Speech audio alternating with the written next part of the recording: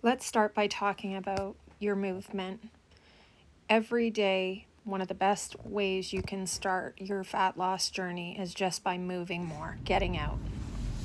Part of your transformation and changing your body composition and better health is mind, body, and soul, is putting yourself in situations that are beautiful. To me, this is beautiful. For you, it might look a little different. And then making sure that you walk and move your body. Something as simple as walking for 30 minutes a few days a week can make a big difference. So we've talked about one solution. Here's another. When in buildings, you'll see options like elevators, escalators. If you're in a position to use the stairs, please do. Remember, food is fuel, and we want to burn that fuel. We have to be creative and take the steps to do it. The next step is to talk about our food sources, our choices when inside a grocery store. The more whole food and natural your product, the better your fat loss and body composition changes will be.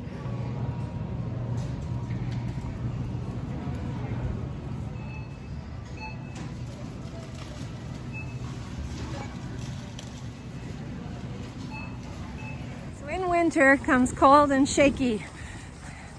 Those shivers, they're not always bad. You can burn calories while you shiver. If you didn't know, it's called NEAT. It's non-exercise activity thermogenesis. So I burn calories when I blink, when I breathe, when I smile, when I make a fist, let that fist go, when I bounce my knee. So many ways. Shivering, just another way to do it. And again, make sure, get those extra steps, park a little further away.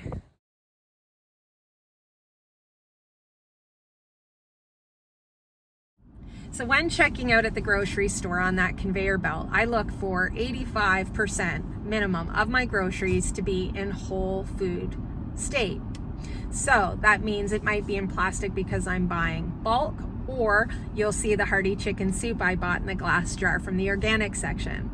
Now, we can have wiggle room. We can have, you saw the 85% dark chocolate. My other half loves that. Dark chocolate isn't bad for you. Anything in moderation is okay. It's when we have too much of it that it becomes a problem, or how we mix it with other food groups or items in every meal or snack throughout the day, how it can affect us.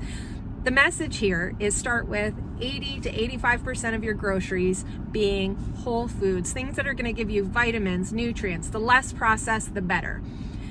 But you also need to be very real with yourself, as I showed in the one clip as I went down the aisle where there was pre-cut veggie trays and fruit trays. If you find your life, or you're brand new to this and you do not have the time and have to be real with yourself that you will not cut it up, you are better making the decision, although we don't want the plastic for the world, you're still better making the decision that you're going to grab the veggie tray or the fruit tray. So you're starting to give your body more of those vitamins and minerals that are only going to help them long term. You saw, I showed you garlic, ginger, peppers, all those beautiful, colorful vegetables down the vegetable aisle.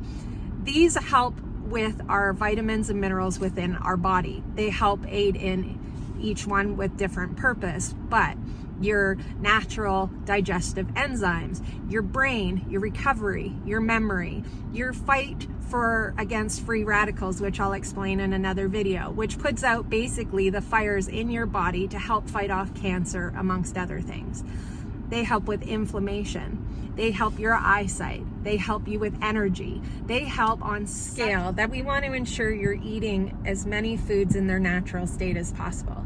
Now, that being said, if you're on any blood thinner medications or other medications where you have to be careful of vitamin K or certain other vitamins, be sure to check with your family doctor, your pharmacist, or read the list that they would give you of foods or vegetables, different things that you have to stay away from. That being said, keep in mind always that the more natural the foods you eat, the less processed they are, the better you will feel long term, and the younger you will feel as you age. Next, For fat loss and body composition changes, we talk about exercise.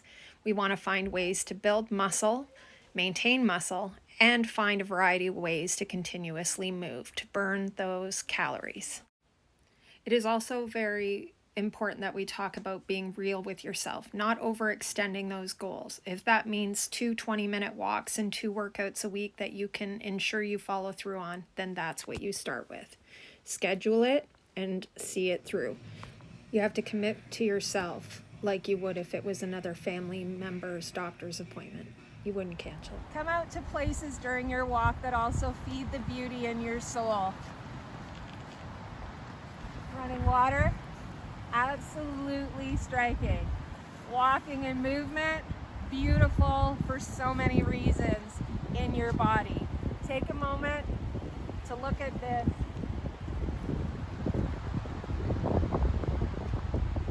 And then think about all the beauty of what it's doing for you and your goals. This might not be for you, but for those of you it is, take it in. And for those of you that it isn't for, find other ways to move that feed your soul. You get what you focus on, so focus on what you want. I want to touch base on the book Atomic Habits by James Clear. Why small habits make a big difference. It is so easy to overestimate the importance of one defining moment and underestimate the value of making small improvements on a daily basis. Too often we convince ourselves that massive success requires massive actions. Whether it is losing weight, building a business, writing a book, winning a championship, or achieving any other goal, we put pressure on ourselves to make some earth-shattering improvement that everyone will talk about. Meanwhile, improving by 1% isn't particularly notable sometimes. It isn't even noticeable. But it can be far more meaningful, especially in the long run. The difference a tiny improvement can make over time is astounding. Here's how the math works out. If you can get 1% better each day for 1 year, you'll end up 37 times better by the time you're done. Conversely, if you get 1% worse each day for 1 year, you'll decline nearly down to 0. What starts as a small win or a minor setback accumulates into something much, much more. Our next focus is food. With food, yes, we don't have to be perfect. We just need to be well balanced. We want to look at 80-85% whole foods so we get the vitamins and minerals. That being said, we need to ensure that we're not eating too much, which means in order for a fat loss goal, to look at a calorie deficit. In order to achieve a goal of fat loss or weight loss, we need to look at a calorie deficit. A calorie deficit is any shortage in the number of calories consumed relative to the number of calories needed for maintenance of a current body weight. A deficit can be created by reducing calories consumed by lower food intake, such as just by being more aware of what you eat. One of the most underrated foods I find my online nutrition clients adhere to is protein in order to build muscle mass, maintain muscle, and make the biggest difference in their fat loss and body composition. Protein is one of the most underestimated macronutrients to maintain muscle, build muscle, and change body composition. One of the things I notice the most with my online nutrition clients is they all lack protein as a priority daily. Taking into account their current body weight, height, age, and activity levels allows us the ability to recommend how much they should be consuming for their body. When they introduce it, some of the biggest changes happen. Whether this is using a plant-based protein for someone vegan or vegetarian, or utilizing salmon, meats, etc. in order to hit these daily recommendations for them. Now, here is a calculator that you can look at online, just one of many. If looking to be able to figure this out for yourself, you can head over to this page that I've attached, and then you can see here the macro calculator. As you walk through the steps to enter in the information, I've just kind of done a sample test here. It will help you to figure out what your daily macronutrients, carbs, fats, and proteins should be, while also ensuring that you're hitting your daily fiber intake. Now, if you are a beginner, something like this I wouldn't necessarily recommend. You can go in and figure it out if you want to dial it in more and you're more advanced, to be able to beat that plateau, learn more information about foods, being able to understand nutrition menus. These tools allow us to be able to do that. We can download apps like MyFitnessPal. There's many different apps out there that help you to achieving your success. I've now shown you tools you can use to figure out your recommended daily intake for your macronutrients.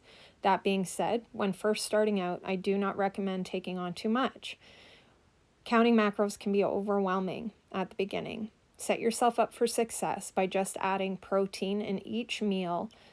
That is going to make the biggest difference for you. Then watch your portion sizes, and you want to ensure you have a well-balanced diet in the sense of a vegetable, some fat, protein, alongside with ensuring by eating whole foods you're getting lots of fiber, vitamins, minerals, and you can even have a little play food, but keep that part small so that you don't fall off track. You've got this. Everything you need is inside. Baby steps.